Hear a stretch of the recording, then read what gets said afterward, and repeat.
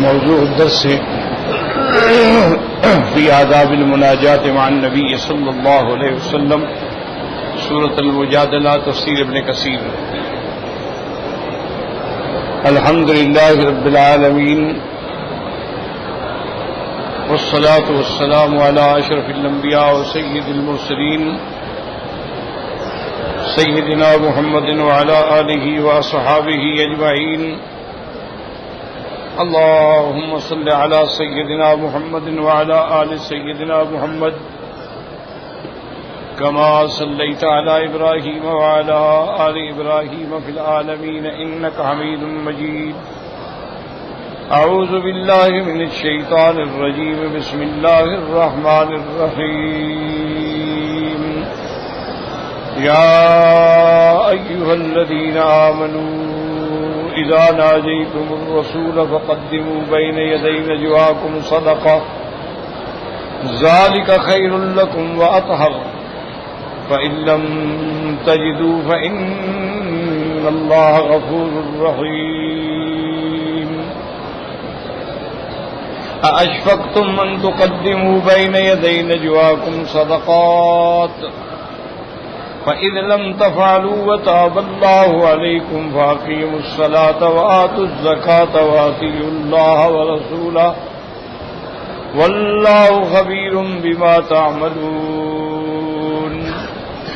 قال المؤلف والمفسر رحمه الله تعالى أدام النفع بعلومه وعلومكم في الدارين آمين إلى أن قال يقول تعالى آمرا عباده المؤمنين إذا أراد أحدهم أن يناجي رسول الله صلى الله عليه وسلم أن يصاره فيما بينه وبينه أن يقدم بين يدي ذلك صدقة تطهره وتزكيه وتؤهله لأن يصلح لهذا المقام. اب اللہ تبارک و تعالیٰ اپنے عباد مومنین کو حکم دیتے ہیں کہ جب تم میں سے کوئی چاہے حضور سے مناجات کرنا. مناجات کا کیا معنی ہے کہ خفیہ بات چھپا کے جو آپ کے اور اس کے درمیان میں ہو اس کو کہتے ہیں ان یسارہ فیما بینہ وبین، یعنی اسرار سے چھپا کے جو صرف دو کے درمیان ہو. ان یقدم بین یدی ذلک صدقۃ، کہ سرکار دو عالم سے مناجات کرنے سے پہلے، سرگوشی کرنے سے پہلے خیرات کریں اللہ کے راستے میں، تاکہ تو وہ صدقہ جو ہے تمہیں تمہاری صفائی کر دے، وتزکی ہے تمہارے دل کی بھی صفائی کر دے، وتؤہلہ اور تمہیں اس قابل کر دے کہ تم اس مقام کے لائق ہو کہ سرکار دو عالم صلی اللہ علیہ وسلم سے سرگوشی کر سکتے. وَلِهَذَا قَالَ تَعَالَىٰ ذَٰلِكَ خَيْرٌ لَّكُمْ وَأَطْهَرُ، یہ صدقہ کرنا جو ہے تمہارے لیے بہتر بھی ہے اور تمہیں پاک بنانے کا ذریعہ بھی ہے. ثُمَّ قَالَ تَعَالَىٰ فَإِن لَّمْ تَجِدُوا إِلَّا مَنْ عَجَزَ عَنْ ذَٰلِكَ لِفَقْرِهِ، اگر تمہارے پاس پیسے ہی نہیں ہیں، غریب ہے، وہ کر ہی نہیں سکتا، فَإِنَّ اللَّهَ غَفُورٌ رَّحِيمٌ، اللہ تبارک و تعالیٰ بخشنے والے ہیں، مہربان ہیں. فما امر بها الا من قدر علیہا، اللہ نے یہ جو حکم دیا یہ ان کے لیے ہے جو صدقہ کرنے کی طاقت رکھتے ہیں. جو طاقت ہی نہیں رکھتے ہیں تو ان کے لیے تو اللہ پاک جو ہے غفور اور رحیم. یاد رکھو یہ دو صفتیں ہیں. بہت سارے مقامات پہ اللہ پاک نے ارشاد فرمایا غفور بھی اور رحیم بھی. تو غفور کا معنی ہوتا ہے بخشنے والا، رحیم کا معنی انتہائی رحمت فرمانے والا. تو یہ دو صفتیں جو لائی گئی ہیں تو اس کی حکمت کیا ہے کہ غفور بھی بخش دیا، خلاص بخش دیا، مہربانی فرما دی. تو پھر غفور اور رحیم کو دونوں کو اکٹھے ذکر کرنے میں کیا حکمت ہے؟ تو اس پہ علماء کرام نے لکھا ہے، مثال کے طور پہ سمجھایا ہے کہ یوں سمجھ لو کہ آپ نے کسی آدمی کا 500 روپے قرضہ دینا ہے، آپ اس کے پاس جاتے ہیں اور کہتے ہیں کہ جی مہربانی فرمائیں، میں بالکل معذور ہو گیا ہوں، میں قرضہ نہیں ادا کر سکتا، مہربانی کر کے مجھے قرضے سے معافی عطا فرما دے۔ وہ سنتے سنتے اس کے بعد کہا اچھا بیٹھو، دیکھو جو تم نے مجھے قرضہ دیا ہے میں نے تمہیں معاف کیا، اور یہ 500 روپے بھی لے جاؤ اور یہ بھی جا کے اپنے بال بچوں پہ خرچ کرو۔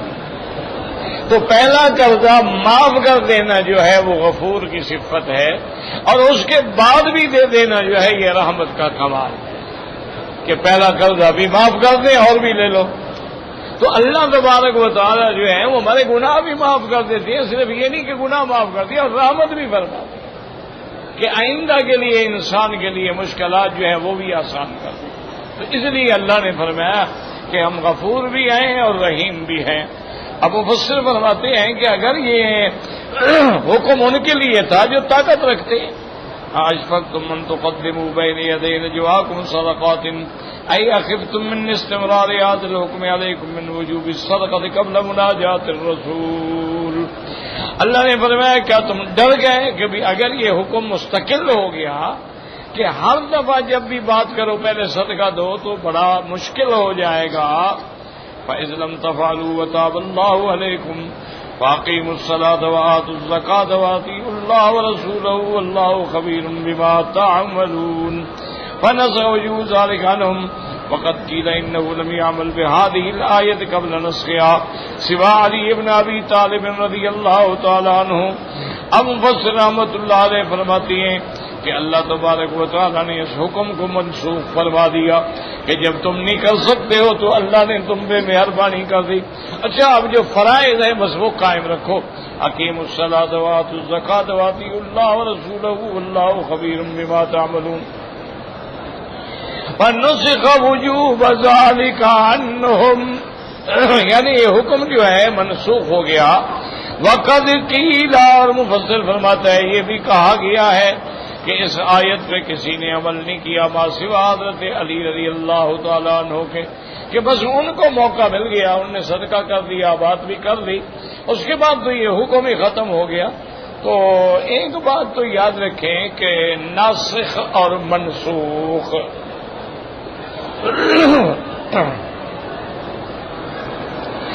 ناسخ مانا ہوتا ہے پہلے حکم کو مٹانے والا، منسوخ کا معنی کہ حکم ختم ہو گیا۔ تو ناسخ اور منسوخ جو ہیں پھر اس کے بھی کئی اقسام ہیں۔ کبھی تو یہ ہوتا ہے کہ ناسخ اور منسوخ، یعنی ایک حکم تھا اللہ نے ختم کر دیا، لیکن دونوں قرآن میں موجود ہیں، دونوں تلاوت کیا جاتا ہے، لیکن اس کو کہتے ہیں منسوخ الحکم، کہ حکم جو ہے وہ تو منسوخ ہو گیا، تلاوت باقی ہے۔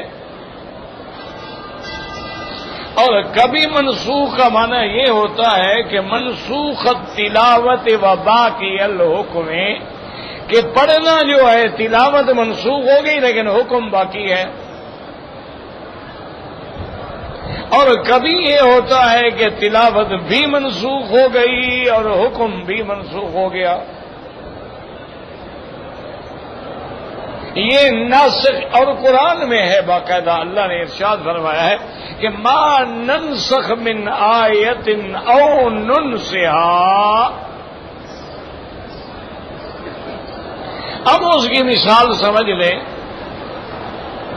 کہ سب سے پہلے جو حکم آیا تھا وہ تو یہ تھا نا، اللہ نے فرمایا کہ یا ایھا المزمل قم اللیل الا قلیلا، کہ آپ رات کو کھڑے ہوں تو تہجد کے لیے تھوڑی سی دیر آرام کر لیں، لیکن باقی رات جو ہے وہ عبادت میں گزرے۔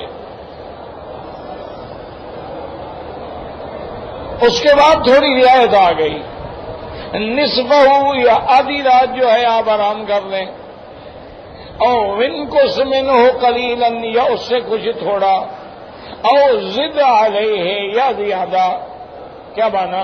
یعنی پہلا حکم یہ تھا کہ بھئی رات کا ایک پہر تو آپ آرام کریں، اور 3 گھنٹے مثلا 4 گھنٹے کی رات ہے، 1 گھنٹہ آرام کریں لیکن 3 گھنٹے عبادت کریں۔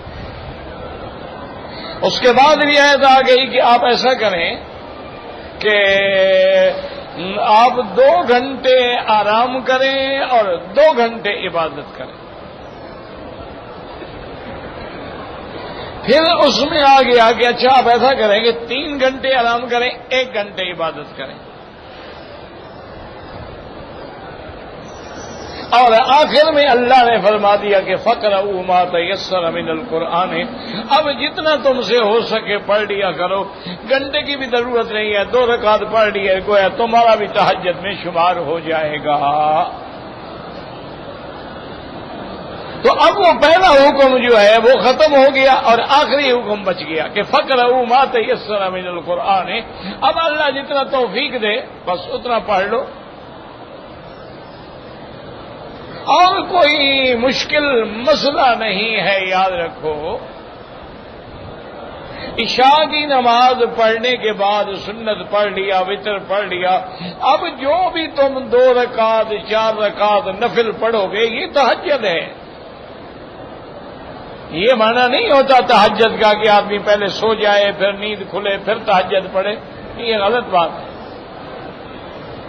ہر وہ نماز جو تم عشاء کے بعد پڑھو گے یہ سونے کا وقت ہے، تم نماز پڑھ رہے تو گویا تم سونے کو چھوڑ رہے ہو، تو یہ تہجد ہے۔ اچھا اسی طرح مثلا تم نے دیکھا ہے کہ 4:20 پہ فجر کی اذان ہوگی، تم نے الارم لگا دیا ہے 4 بجے کا، تم اٹھے، تم نے حمام گئے، وضو کیا، فارغ ہوئے، 2 رکعت تہجد پڑھ لی اور مسجد آ گئے۔ ویسے بھی تو تم نے نماز کے لیے اٹھنا تھا، جیسے 5-10 منٹ کا فرق پڑ گیا لیکن تہجد میں شمار ہو گیا۔ اور تہجد کے لیے پابندی کوئی نہیں ہے، لیکن سنت جو ہے وہ یہ ہے اللہ توفیق دے تو 8 رکعتیں پڑھی جائیں، اور یہ بھی سنت ہے کہ 4 رکعت ملا کے پڑھیں، کیونکہ حدیث مبارک میں آتا ہے کہ کان یصلی 4 سرکار دو عالم 4 رکعت کر کے تہجد پڑھتے تھے۔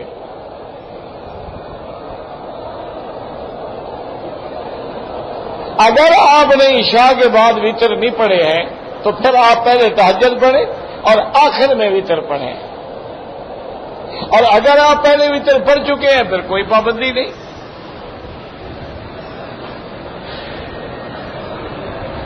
تو تہجد کے اندر جو اصل مقام تھا وہ تو انبیاء کا، اس کے بعد صدیقین کا ہے اور عباد صالحین کا ہے، لیکن تمہیں اللہ توفیق دے 2 رکعت ہی پڑھ لو تو چلو الحمدللہ شمار ہو گیا۔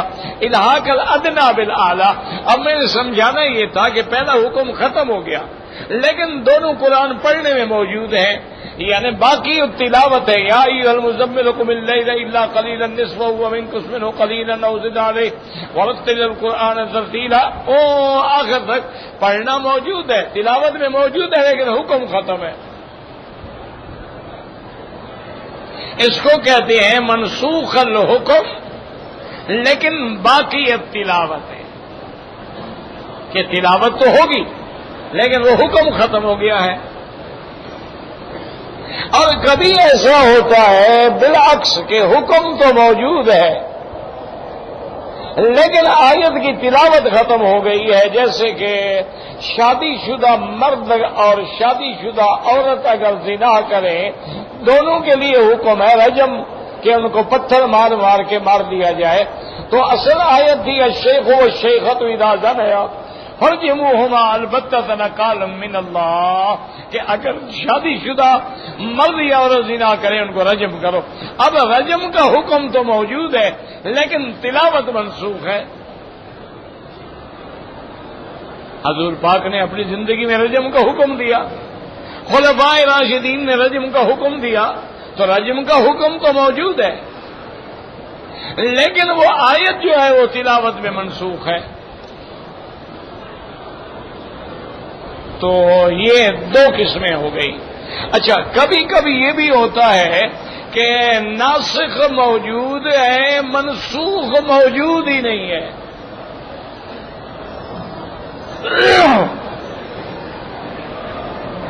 کیا معنی؟ اب دیکھیں نا جی، مثلا اللہ کے قرآن میں ہے کہ سرکار دو عالم صلی اللہ علیہ وسلم کی تمنا تھی کہ اللہ میرا کعبہ جو ہے وہ یہ قبلہ ابراہیمی بنا دے، کیونکہ حضور پاک نماز پڑھتے تھے مسجد اقصی کی طرف.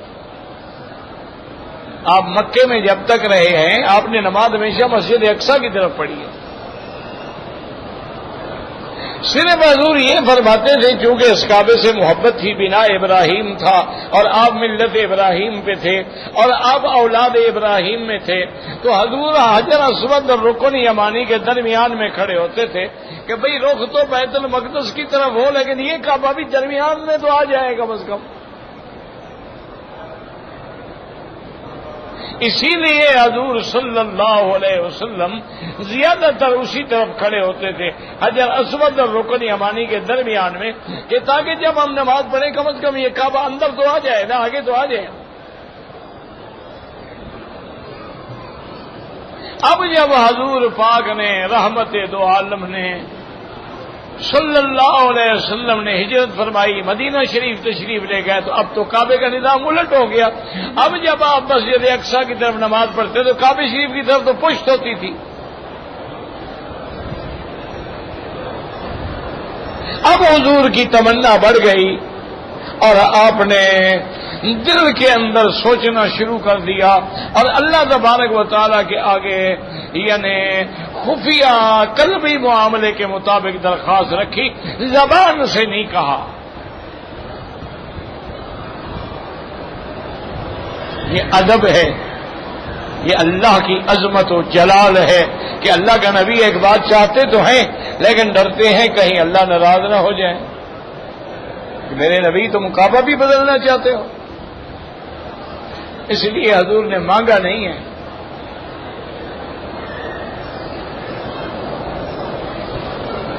اسی لیے اللہ والے کہتے ہیں نا کہ اگر آدمی سچا ہو تو بن مانگے بھی کام ہو جاتے ہیں. بات تو ہے نا کہ تم سچے تو بنو نا پہلے. اور حدیث میں یہ باتیں علماء ایسے گھر سے نہیں کہتے. حضور نے فرمایا ہے کہ اللہ فرماتے ہیں من شغلہ ذکری ان مسألتی، جو بندہ میرے ذکر میں اتنا کھو گیا کہ اپنی دعا مانگنا بھی بھول گیا، اللہ فرماتے ہیں میں اس کو مانگنے والوں سے بھی زیادہ بہتر دے دوں گا. کہ مجھے تو پتا ہے نا کیا مانگنا چاہتا تھا، لیکن میرے ذکر میں اتنا مشغول ہو گیا کہ وہ مانگ نہیں سکا ہے. تو فرمایا آتی افضل ما اوتی السائلین، میں اس کو مانگنے والوں سے بھی زیادہ بہتر دے دوں گا. تو اب میرے آقا کا قرآن پاک کہتا ہے کہ قد نرا تقلب وجہک فی السماء، حضور ایسے چہرہ اٹھاتے سوچتے کہ اللہ میاں آپ تو قادر ہیں، ہم کو پتھروں کے پجاری تو نہیں ہیں، ہم تو تیرے حکم کے تابع ہیں نا، اگر ادھر کے بجائے ادھر کعبہ پھیر دیں تو مہربانی ہوگی. قد نرا تقلب وجہک فی السماء، اللہ فرماتے ہیں میرا مدنی ہم نے آپ کے چہرے کا اٹھنا جھکنا دیکھ لیا، ہمیں پتہ لگ گیا آپ کیا چاہتے ہیں.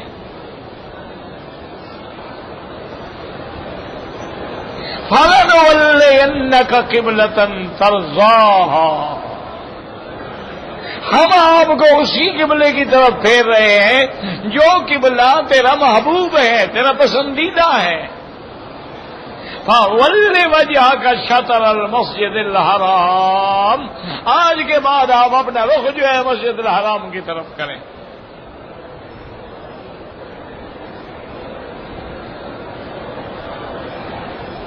ہے تو محبت کرنے والوں کی بات، عاشقوں کی بات، یہ قرآن کی تفسیر نہیں ہے، یاد رکھنا، نہ تفسیر ہے نہ مسئلہ ہے نہ کسی عالم کا فتویٰ ہے، بس عاشقوں کی باتیں ہیں، محبت کرنے والوں کی باتیں ہیں. وہ کہتے ہیں کہ میرے مولا نے میرے مدنی کے چہرے کے اتار چڑھاؤ کی وجہ سے کعبہ بدل دیا کہ مدنی بار بار جو چہرہ اٹھا رہے ہیں جھکا رہے ہیں تقلب تفاعل سے ہے نا. اللہ نے اپنا کعبہ بدل دیا. تو کہتے ہیں کہ جس کی نظروں سے بات سمجھنا، جس کی نظروں سے اللہ کا کعبہ بدل جائے تو جن صحابہ پہ نظر پڑی ہوگی ان کا کیا حال ہوگا؟ ان کے بھی تو دل بدل گئے نا جناب، کہ وہ عمر جو تلوار لے کے آ رہا ہے اب ڈھال بن کے محمد مدنی کے آگے کھڑا ہے. آیا قتل کرنے کے لیے، خود قتل ہو گیا.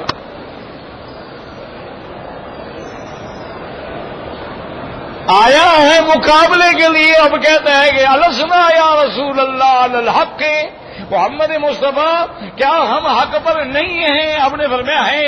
فرمایا یہ کیا بات ہے کہ باطل کی عبادت کعبے میں کی جائے اور کھل کے مشرکین بتوں کی عبادت کریں اور ہم حق والے چھپ کے عبادت کریں. چلے میرا مدنی آپ آگے ہو جائیں، ایک طرف عمر ہوگا ایک طرف حمزہ ہوگا. آج دیکھتے ہیں کون قریش کی مائی کا لال ہمارے سامنے آتا ہے. آ گیا اور مسجد میں اللہ کے کعبے میں نمازیں شروع ہو گئی. تو کہنے کا معنی یہ ہے کہ جن پہ پھر حضور کی نظر پڑ گئی ہوگی ان کا کیا حال ہوگا؟ وہ نظر نبوت ہوتی ہے، وہ نظر نبوت ہوتی ہے. بس نظر پڑی اور فیصلہ ہو گیا.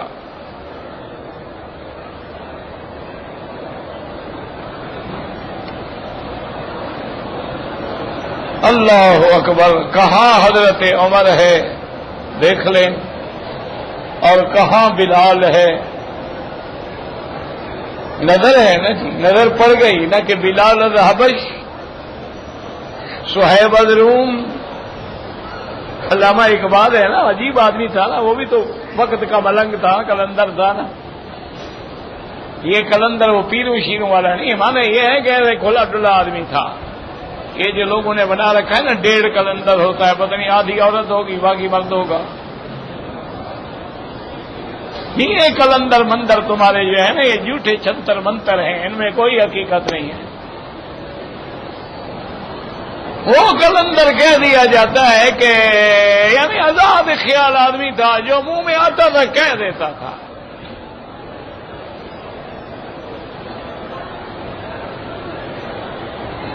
وہ پھر کسی سے یعنی گھبرانے والا بندہ نہیں تھا. ہمارے کہنے کا مقصد یہ ہے کہ اقبال ایسا آدمی تھا کہ پھر جو دل میں آ گئی نا پھر آ گئی. اللہ اکبر. اللہ کیا پیاری بات کہہ گیا ہے. کہتا ہے بلال از حبش صہیب از روم ابو جہل مکہ اینچے بلا جبیست. کہ میرا مولا بلال حبش سے آیا ہے، صہیب روم سے آیا ہے، وہ جنت کے سردار بن گئے ہیں. ابو جہل مکے میں پیدا ہوا اور جہنم کا حقدار بن گیا.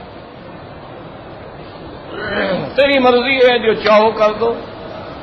علماء کی اولادیں کبوتر اڑاتی رہیں، بزرگوں کی اولادیں جاہل بن گئیں، جاہلوں کی اولادیں عالم بن گئیں.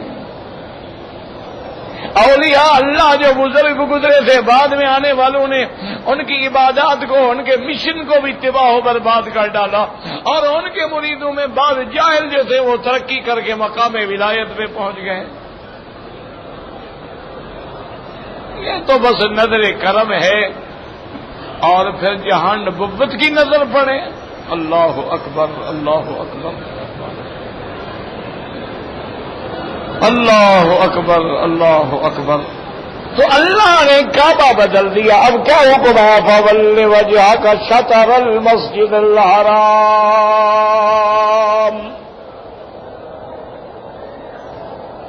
یہاں 2 مسئلے اور بھی سمجھ لو، یاد رکھو.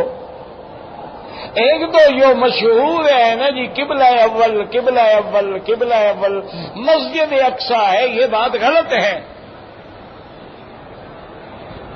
قبلہ اول جو ہے وہ یہی کعبہ ہے،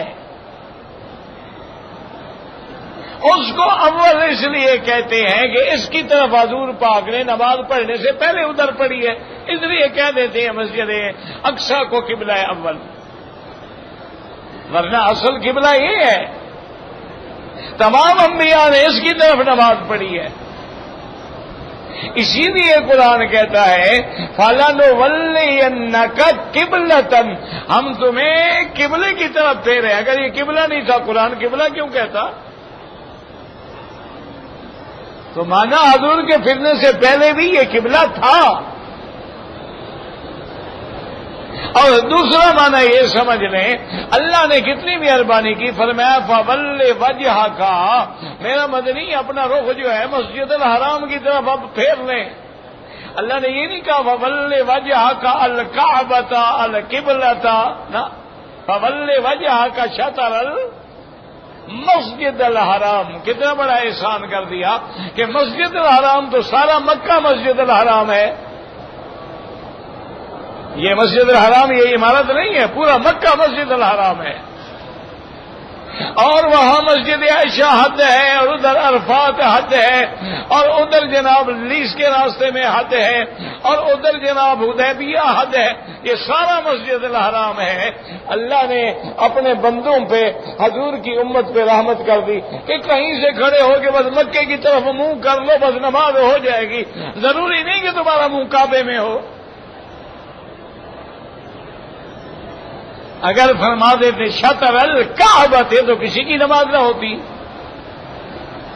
تو اب حکم یہ ہے کہ کعبے کے اندر ہیں تو عین کعبہ، اگر باہر کھڑے ہیں تو مسجد الحرام جو ہے یہ پورا کعبہ ہے، اگر دوسرے ملک میں ہے تو گویا پورا مکہ تمہارے لیے کعبہ ہے۔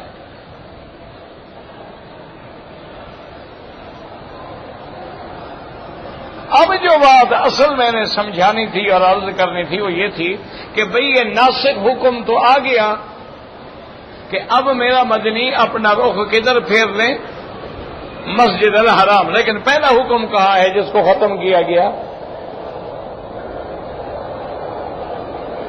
یہی مسئلہ سمجھیں بھئی، مسجد الاقصی کی طرف نماز پڑھنے کا حکم قرآن میں ہے، مسجد اقصی کا ذکر ہے لیکن حکم تو نہیں ہے نا۔ من المسجد الحرام الی المسجد الاقصی ذکر تو ہے، لیکن کہ کیا وہ کعبہ ہے یہ تو ذکر نہیں ہے۔ لیکن حضور کے عمل نے کہ حضور چونکہ نماز اسی کی طرف پڑھتے تھے، اس سے معلوم ہوا کہ پہلے انبیاء کی شریعت میں وہ قبلہ تھا، لہذا حکم ادھر نہ ہوتا تو حضور نماز نہ پڑھتے، لہذا اس کو ہم سمجھیں گے کہ وہ حکم تھا، اللہ نے قرآن بھیج کے اس حکم کو ختم فرما دیا۔ تو یہ ہوتا ہے ناسخ اور منسوخ، یاد رکھیں۔ جیسے مثلا یہ حکم تھا کہ جب حضور سے بات کرو تو خیرات کرو، اب اللہ نے ختم فرما دیا کہ بھئی مشکل ہو رہا ہے تم لوگوں کے لیے، اور پھر جو غریب ہے اس کے لیے تو اور مشکل ہو گیا ہے، اور ہر آدمی کی جیب میں ہر وقت پیسے بھی نہیں ہوتے ہیں، تو اللہ نے معاف فرما دیا۔ تو لہذا پہلا حکم جو تھا وہ منسوخ ہو گیا، اور دوسرا حکم جو ہے وہ ناسخ ہو گیا۔ اسی طرح اب آپ دیکھیں کہ پہلے حکم یہ تھا کہ جس عورت کا خاوند مر جائے اس کی عدت جو ہے وہ 1 سال ہے، یہ پہلا حکم تھا۔ پھر اللہ نے حکم دے دیا کہ 4 اشہر و عشرہ، کہ اب جس عورت کا خاوند مر جائے اس کی عدت جو ہے 4 مہینے 10 دن ہے۔ وہ پہلا حکم جو تھا سال والا وہ ختم ہو گیا، گویا وہ منسوخ ہو گیا، اور یہ حکم جو ہے ناسخ ہو گیا۔ یہ ساری بحث کرنے کے بعد اب مسئلہ سمجھیں کہ دشمنان اسلام یہ کہتے ہیں، یہود و نصارہ یہ کہتے ہیں، اور اسی طرح جو مستشرقین ہیں، جو لا دین ہیں، جو لا مذہب ہے وہ یہ کہتے ہیں کہ جناب عجیب بات ہے کہ قرآن میں ناسخ بھی ہے منسوخ بھی ہے، اللہ حکم کرتے بھی ہیں پھر حکم کو ختم بھی کر دیتے ہیں۔ نعوذ باللہ ان کے خدا کو پتہ نہیں ہے پہلا حکم اگر صحیح تھا تو ختم کیوں کیا ہے، اور اگر صحیح نہیں تھا تو دیا کیوں تھا؟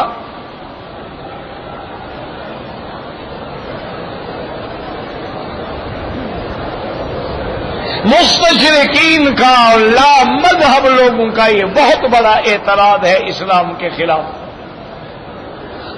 وہ کہتے ہیں جی کہ اللہ نے ایک حکم دیا پھر اس حکم کو ختم کر دیا، تو کیا پہلا حکم غلط تھا؟ اور اگر غلط تھا تو مسلمان کا خدا تو غلطی سے پاک ہے۔ اچھا بھول کے کر بیٹھے تو اللہ بھولنے سے بھی پاک ہے۔ تو کہتے بھی یہ کیا معنی ہوا کہ یہ حکم تھا ناسخ ہو گیا منسوخ ہو گیا، تو یہ ایسا کیوں ہوتا ہے؟ اللہ کے کلام میں کیوں ایسا ہو؟ دشمن نے تو ایک اعتراض کرنا ہوتا ہے نا، وہ تو اسی لیے بیٹھے ہیں نا آنکھیں کھول کے کہ مسلمانوں کے ہر کام پہ کیڑے نکالیں۔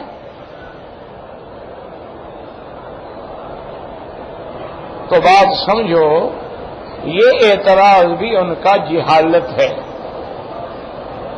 آپ ایک مثال کے طور پہ سمجھنے کے لیے آپ ایک ڈاکٹر کے پاس جاتے ہیں، وہ آپ کی چیک اپ کرتا ہے، وہ آپ کو کہتا ہے کہ میرا بھائی یہ انفیکشن ہے، یہ اینٹی بائیوٹک ہے، یہ ہر 8 گھنٹے کے بعد آپ نے 5 دن کے لیے لینا ہے، اور یہ پین کلر ہے، یہ اگر درد ہو بدن میں تو 2 گولی آپ نے 8 گھنٹے کے بعد لینی ہے، اور یہ وٹامن ہے اس لیے دے رہے ہیں کہ بھئی ان کے جو دواؤں کے برے اثرات ہوتے ہیں ان کو ذرا کور کر لیں۔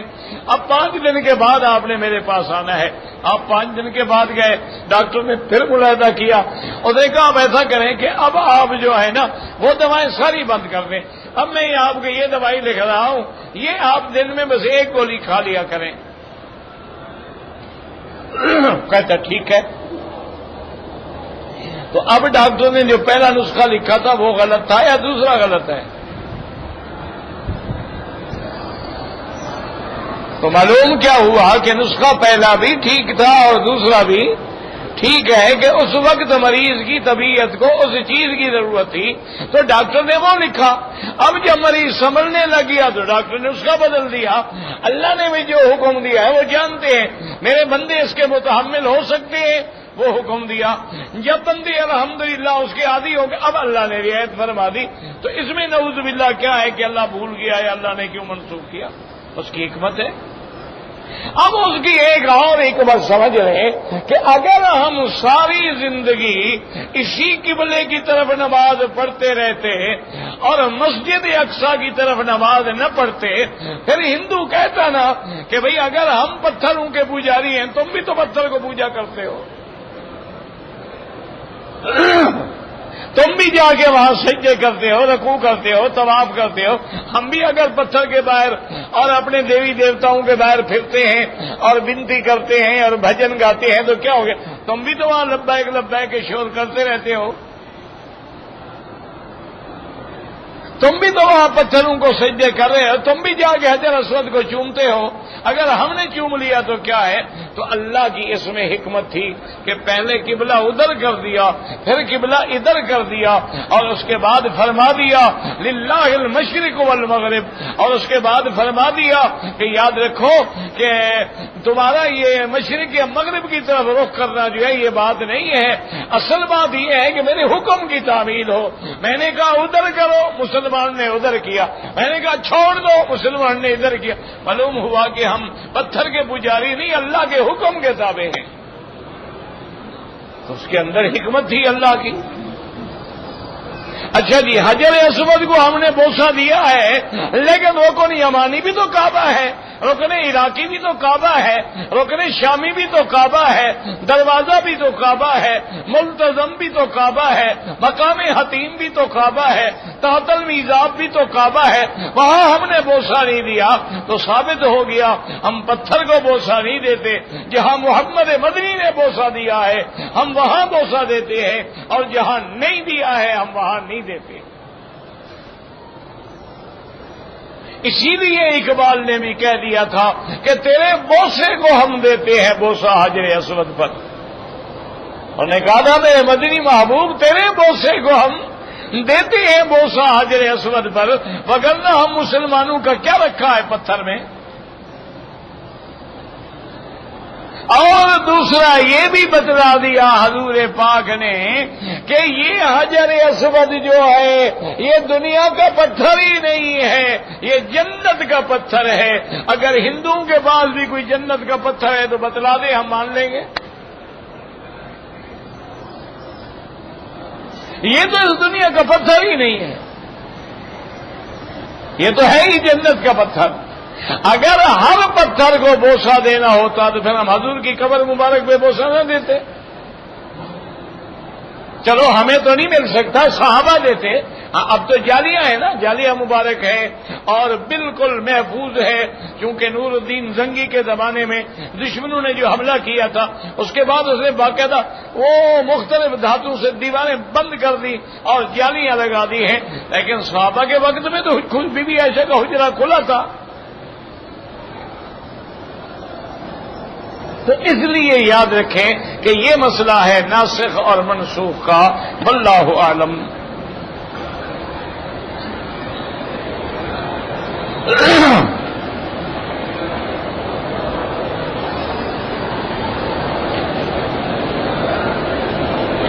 اگر آپ اپنے والد یا والدہ کے لیے عمرہ کرنا چاہتے ہیں بالکل اجازت ہے، کریں. مسجد عائشہ سے کریں، جیرانہ سے کریں، مدینہ پاک جا کے کریں، طائف جا کے کریں، جہاں اللہ موقع دے بالکل کریں.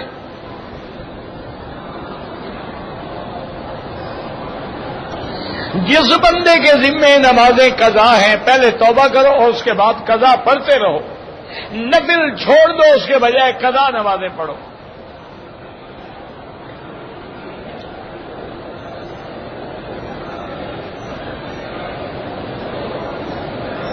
کہتے ہیں جی کہ سبز پگڑی باندھنے والے جو ہیں وہ کہتی ہیں کہ حضور کا روضہ مبارک گنبد مبارک چونکہ سبز ہے تو اس وجہ سے ہم سبز پگڑی باندھتے ہیں تاکہ اس مشابہت سے ہمیں قیامت والے دن حضور کے روضے کے ساتھ اٹھایا جائے گا. ماشاءاللہ. تو یہ مسئلہ صرف تمہیں سمجھ آیا، ابو بکر عمر عثمان علی کو سمجھ نہیں آیا؟ نہیں، آخر کو مسئلہ اچھا یہ روضہ مبارک کس نے بنایا ہے؟ ابو بکر عمر عثمان علی نے، حضرت حسن حسین بی بی فاطمہ نے. یہ سبز رنگ انہوں نے کیا تھا. کس نے بنایا ہے روضہ؟ یہ تو بعد میں بنایا، سینکڑوں سال بعد. تو جیسے اس کی حالانکہ بنانے کا شرعاً حکم ہی نہیں ہے. اللہ کے نبی نے تو منع فرمایا ہے کہ مزارات پہ روضے بنائے جائیں. یہ تو چونکہ سرکار سے نسبت ہو گئی ہے، اب ادب کا تقاضا ہے کہ قائم رہے، ورنہ حضور نے تو حکم نہیں دیا، صحابہ نے بھی نہیں بنایا. اچھا پھر من تشبہ بقوم ہے، یہ تو نہیں ہے کہ من تشبہ بروضۃ، جو آدمی روضے کے ساتھ رنگ ملائے گا تو اس کو کھڑا، وہ تو قوم ہے، جس قوم کی مشابہت اختیار کرو گے. تو حدیث کا معنی بھی سمجھا کرو، خود تو ترجمہ نہ کیا کرو نا. من تشبہ بقوم. اچھا بعض بزرگوں کے مزارات جو ہیں وہ سنہری ہوتے ہیں، پھر سنہری پگڑی والی بھی کو پارٹی پیدا کرو. بعض مزارات جو ہیں وہ سنگ مرمر کے سفید ہوتے ہیں، بعض مزارات جو ہیں ان میں مختلف قسم کے شیشے لگے ہوتے ہیں، تو کتنی پگڑیاں بدلواؤ گے؟ پگڑی میں وہ سنت ہوگی جو حضرت محمد رسول اللہ کی ہے، اور سرکار دو عالم نے ما سوا سفید پگڑی کے زندگی میں کوئی رنگ نہیں باندھا، الا مکہ فتح کے موقع پر ایک دفعہ آپ نے کالی پگڑی باندھی. عاشق حضور کے ہو اور مشابہت رنگوں سے کرتے ہو. عجیب قوم ہے، عجیب نسل ہے بھائی.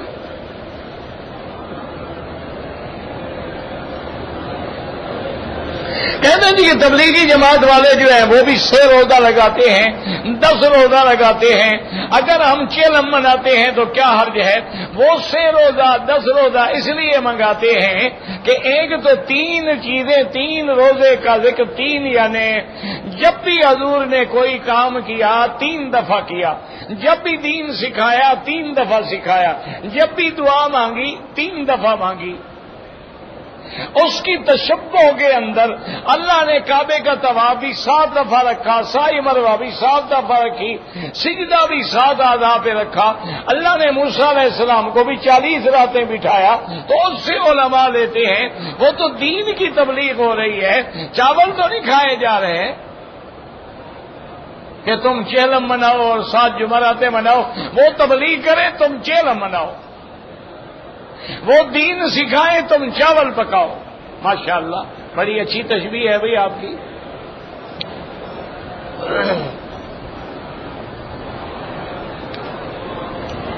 چلو ایسا کرتے ہیں کہ دعا کریں اللہ تمہیں چاول اور حلوے والوں کے ساتھ قیامت میں کھڑا کرے، اللہ ہمیں دین کی تبلیغ کرنے والوں کے ساتھ کھڑا کرے۔ کیا خیال ہے؟ آؤ کعبے میں دعا کریں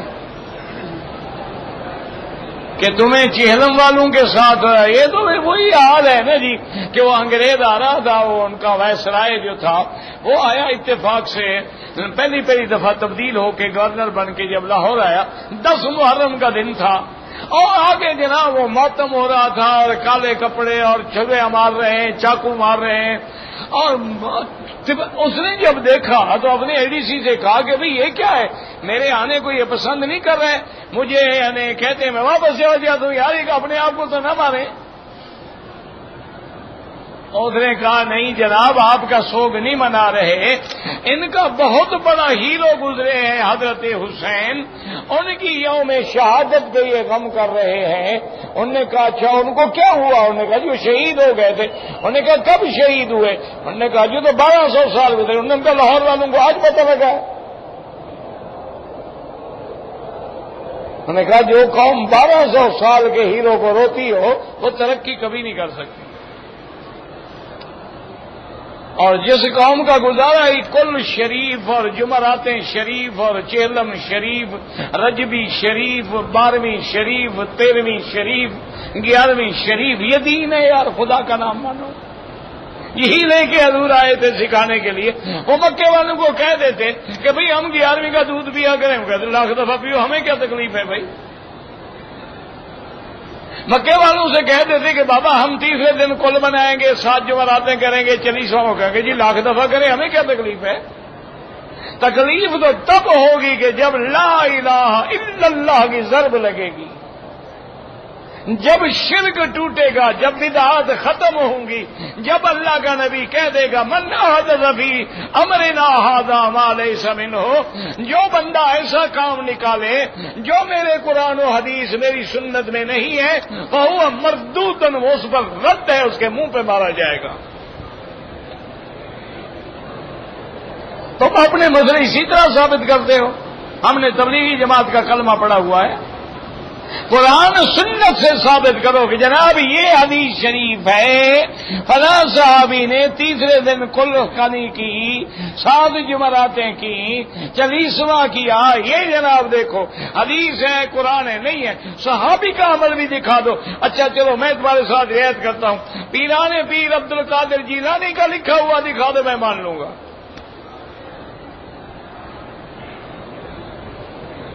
اگر پیران پیر نے لکھا ہو کہ میری 11ویں شریف کرنا، مرنے والے کے کل کرنا، 7 جمعراتیں کرنا، 40واں کرنا، تم پیر صاحب کا دکھا دو، میں پیر کا بھی مانتا ہوں۔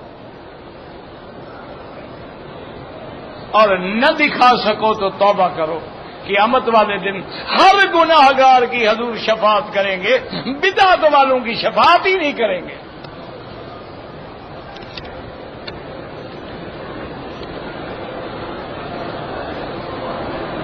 میں نے کپڑے لیے اور پولیس آئی تو وہ بھاگ گئی، اور جو بیچ رہی تھی خیرات کر دو اور کیا علاج ہے، وہ تو بیچنے والی جو ہے نا حضرت بلال کی برادری ہے، پہچانے کا کون، ساری ایک جیسی لگتی ہے، ہاں کون ڈھونڈنے جائے گا ان کو۔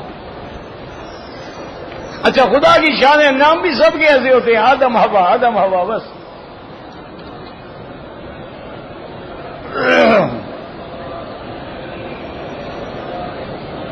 آدھی دعا آپ نے کہا کچھ اور زیادہ سمجھے نہیں ہو اللہ کے بندے۔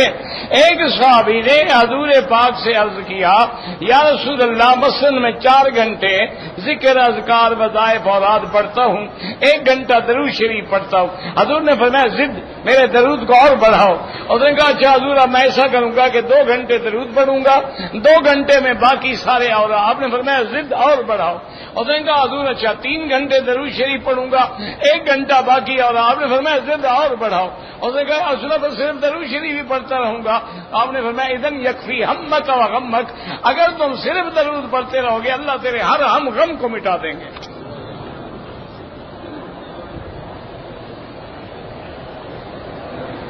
ایک طواف کر کے ساری امت کو دینا چاہتے ہو، ماشاءاللہ ایک حج کر کے سارے پاکستان کو چھڑوا دو گے، اسے جان چھوٹی، نہ حاجیوں کو تکلیف ہوگی نہ پریشانی ہوگی۔ ایک آدمی آئے سارے ملک کا حج کر کے چلا جائے، ایک انڈیا سے آ جائے، ایک بنگلہ دیش سے، ایک پاکستان سے، تینوں ملک چھوٹ گئے، السلام علیکم۔ انا للہ، ایک کے لیے ہوتا ہے۔ ہر عمرے کے بعد سر منڈانا پڑے گا، ہاں جناب منڈانا پڑے گا۔ اگر سر زیادہ عزیز ہے تو مت آؤ ادھر، یہاں تو سر جھکانا بھی پڑتا ہے، منڈانا بھی پڑتا ہے، اور اگر تمہیں سر اٹھانے کا شوق ہے تو پھر مزاروں پہ جاؤ۔ یہ تو وہ مقام ہے جہاں محمد مصطفیٰ بھی سر جھکا کے بیٹھے، محلقین رؤوسکم ومقصرین لا تخافون۔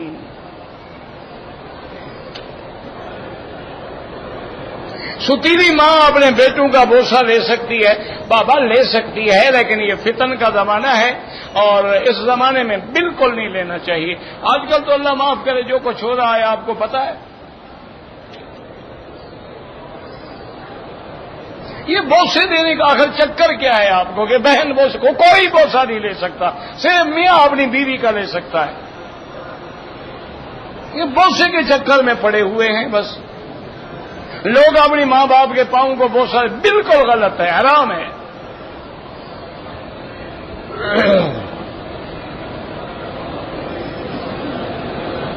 کہتے جی میرا ساتھی ہے، سر میں درد ہے، علاج نہیں ہے، زمزم پلاؤ۔ زمزم سے بڑا علاج کوئی ہے دنیا میں؟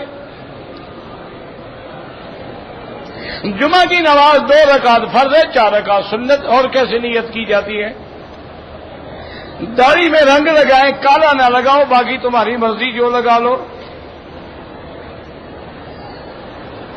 یہ بھی شکر کرو کہ داڑھی میں ابھی جھگڑا نہیں چلا، جیسے چلا ہوا ہے نا پگڑیوں میں، یہ سبز پگڑی والا، یہ کالی والا، یہ سفید والا، یہ کہیں مقابلہ نہ ہو جائے کہ داڑھی کو بھی سبز رنگ لگانا شروع کر دیں، یہ سبز داڑھی والا، یہ نیلی داڑھی والا، یہ پیلی داڑھی والا۔ انا للہ و انا الیہ راجعون۔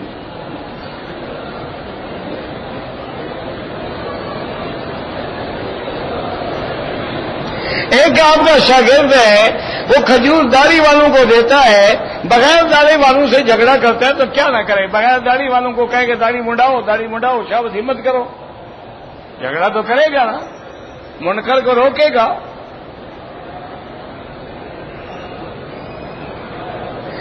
آپ عمرے پہ آئے ہیں، مسافر ہیں، قصر نماز پڑھیں، اگر اولاد کے پاس ماں باپ کے لیے پیسہ حج کا نہیں، عمرہ کرا دے، جو اللہ ہمت دے کرا دو، جب پیسہ نہیں حج فرض نہیں ہے ان پر، اگر اللہ توفیق دے کرا دو، نہ دے نہ صحیح۔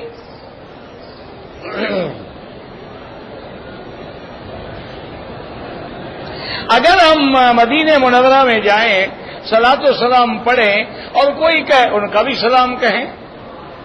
مدینہ پاک میں 40 نمازیں پڑھنا حدیث ضعیف ہے، لیکن فضائل میں ضعیف حدیث بھی معتبر ہے، بہت بڑا اجر ملے گا انشاءاللہ۔ کہتے ہیں جی تبلیغ والے یہ کہہ رہے ہیں، تبلیغ والوں کا میں نے کوئی ٹھیکہ لے رکھا ہے، میں ان کا کوئی وکیل ہوں کیا؟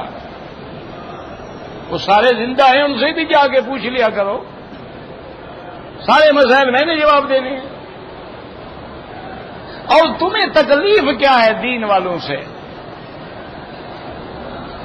دنیا میں کفر ہو رہا ہے، لوگ مرزائی ہو رہے ہیں، لوگ ہندو ہو رہے ہیں، مسلمان ہندو لڑکیوں سے شادیاں کر رہے ہیں، ہندو لڑکیاں مسلمان لڑکیاں ہندوؤں سے شادی کر رہی ہیں، وہ سارے مسئلے تمہیں نظر نہیں آتے، تکلیف صرف تبلیغ والوں سے ہے، وجہ کیا ہے آخر؟ معنی یہ ہے کہ تم چاہتے نہیں ہو کہ دین کا کام ہو۔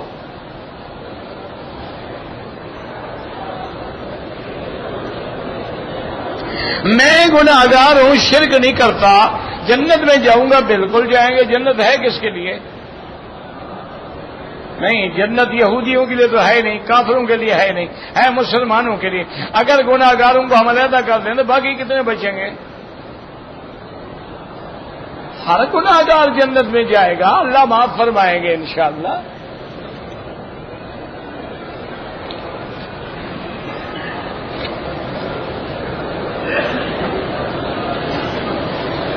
جو لوگ بھائی بہن موجود ہیں، طواف اپنے لیے کرو، ان کے لیے دعا کرو۔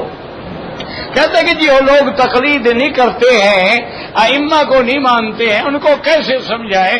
جب ائمہ نہ سمجھا سکے تو آپ اور میں کیا سمجھائیں گے؟ ان کے لیے دعا کرو، اللہ ان کو ہدایت دے، بس۔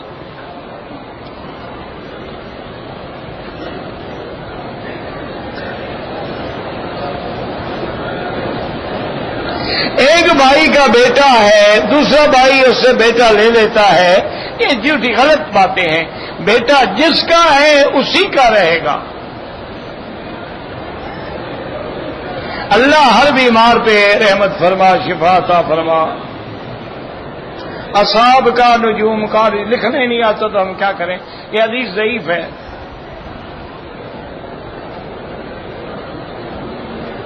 کہتے جی کہ مرنے کے بعد روح گھر میں آ جاتی ہے تو آپ واپس جا کے پکڑنے کی کوشش کرو اس کو۔ بھائی گھر میں جو آئی ہوئی ہے تو آخر اس کو ڈھونڈو، پکڑو۔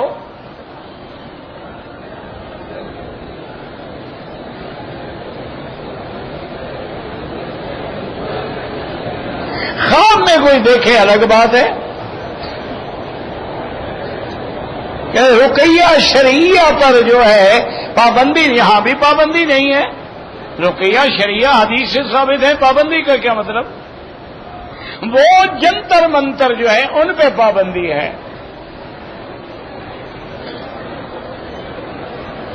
طواف جب شروع کریں حجر اسود کے سامنے کھڑے ہوں، یعنی آپ کے دائیں کندھے کے برابر اس کا کنارہ ہو، وہاں کھڑے ہو کے نیت کر کے پھر سامنے ہوں اور بسم اللہ اللہ اکبر وللہ الحمد، اس کے بعد نظر نیچے رکھیں اور چلتے رہیں، ادھر ادھر نہ دیکھیں۔ طواف میں دعا کریں، بالکل کریں۔ حضور نے فرمایا کہ نماز سے اور طواف سے نہ روکو، اسی لیے بعض ائمہ جو ہیں وہ ہر وقت نماز پڑھنے کو جائز سمجھتے ہیں۔ لیکن ادھر اس حدیث کا کیا کرو گے جس میں حضور نے فرمایا کہ لا صلاۃ بعد الفجر، فجر کے بعد کوئی نماز نہیں ہے جب تک کہ سورج نہ نکلے، اور لا صلاۃ بعد العصر حتی تغرب الشمس، پھر اس حدیث کا کیا کرو گے؟ حدیث پڑھنا آسان ہے، سمجھنا مشکل ہے، علماء کے پاس جا کے سمجھا کرو۔ حضور نے فرمایا یا بنی عبد مناف، اگر حضور نے حکم دینا تھا صحابہ کو حکم دیتے، بنی عبد مناف کو کیوں کہتے؟ یہ تو محاورتی کلام ہے، جیسے آپ مسجد کے متولی کو کہیں کہ یار مسجد کیوں بند کر دیتے ہو، مسجد کھلا رکھو، جب آئے لوگ نماز پڑھیں۔ اس کا معنی یہ تھوڑا ہے کہ ظہر کی نماز فجر میں پڑھ لیں۔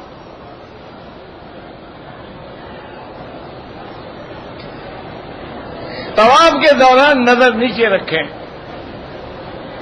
مقتدی تب سلام پھیرے جب امام سلام مکمل کر لے، السلام علیکم ورحمۃ اللہ، السلام علیکم ورحمۃ اللہ، جب دونوں سلام یا کم از کم ایک سلام مکمل کر لیں۔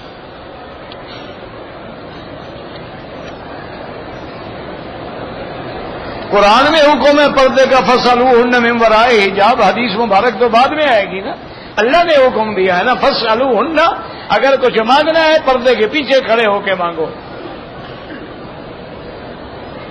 عذاب کا معنی ہوتا ہے دگنا سے گنا، یہ حالات کے مطابق تھا. یہ تھوڑا ہے کہ ایک دفعہ 5% جائز ہے 15% ناجائز ہے. آگے آ گیا کہ مطلقاً سود حرام ہے.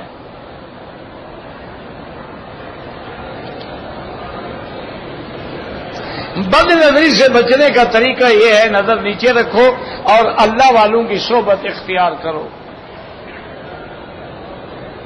جو لوگ ٹائی باندھتے ہیں بہرحال یہ کافروں کا لباس ہے, کوئی کمپنی کی مجبوری ہے ورنہ نہ باندھا کریں.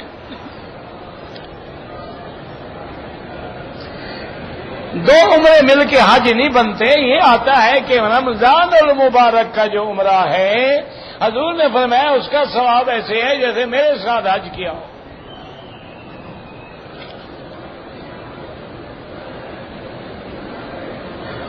اگر ایک لڑکی قرآن کی حافظہ ہے وہ لڑکیوں کو تراویح پڑھا سکتی ہے, مردوں کو نہ پڑھائیں, کیونکہ آج کل تو بڑا خطرہ ہے نا. آج کل عورتیں مردوں کی بھی امام بن گئی ہیں ماشاءاللہ. وہ ایک عورت ہے امنا داؤ, جمعہ پڑھاتی ہے ماشاءاللہ. جمعہ کے دن خطبہ ہوتا ہے باقاعدہ, مرد پیچھے ہیں, امام صاحب آگے ہیں, عورت آگے ہے.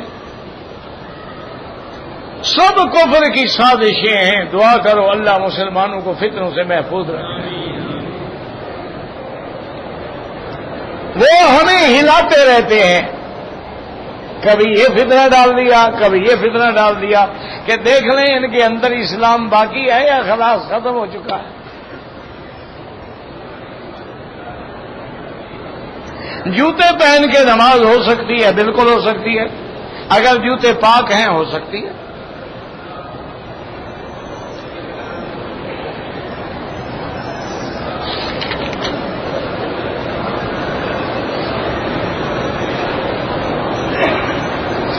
اگر متعلقہ بیٹی کا باپ اپنی بیٹی کا نکاح دوبارہ اسی سے کرنا چاہتا ہے, بیٹی راضی نہیں ہے, پھر نکاح نہ کریں. اگر لڑکی اپنا ڈاکٹر ہے کلینک کھول لے, بالکل کھول لے, عورتوں کا علاج کرے, مردوں کو نہ دیکھے. مالدار عورت اکیلے حج پہ نہیں آ سکتی بغیر محرم کے. رمل جو ہے اس عمرے میں ہوتا ہے اور اس کے بغیر نفلی طواف میں نہیں ہوتا ہے.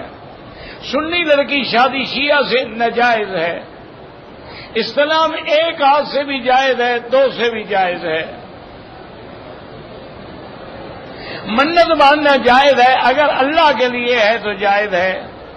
رکن یمانی پہ ہاتھ لگائیں, اشارے کی ضرورت نہیں ہے. سالگرہ منانا جو ہے جائز ہے, یہ کافروں کی سنت ہے. اب تمہاری مرضی ہے, سالگرہ جو ہے کافر مناتے ہیں, اب ان کی سنت میں چلنا ہے تو مزے کرو. عمرہ جو ہے نہ فرض ہے نہ واجب ہے, سنت ہے. ہاتھوں کا چومنا ضروری نہیں ہے, لگ جائے تو چومنا ضروری ہے. اگر عورت حالت حیض میں حرم کے باہر میدان میں بیٹھی رہے جائز ہے.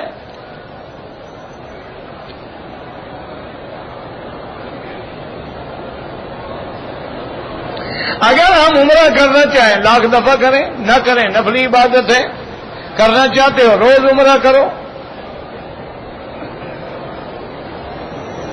4 مہینے 10 دن کی کیا حکمت ہے کہ اللہ نے مرنے کے بعد عورت کے لیے 4 مہینے 10 دن کی عدت رکھی ہے, کیونکہ اگر عورت حاملہ ہوگی تو 4 مہینے میں بچے میں روح پڑ جاتی ہے, واضح ہو جاتا ہے.